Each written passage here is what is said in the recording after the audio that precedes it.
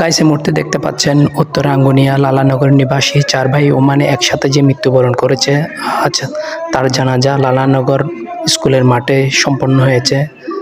স্কুলের মাঠ থেকে সবার কাছ থেকে বিদায় নিয়ে চলে যাবে এখন কবরস্থানে। তো ভিডিওর মাধ্যমে আপনাদের দেখানোর জন্য চেষ্টা করতেছি, আপনারা ভিডিওটি দেখবেন। ভিডিওটি দেখে যদি আপনাদের ভালো লেগে থাকে ভালোবাসা দিয়ে লাইক কমেন্ট শেয়ার করে দিবেন, সবার কাছে সবাইকে দেখার সুযোগ করে দেবেন।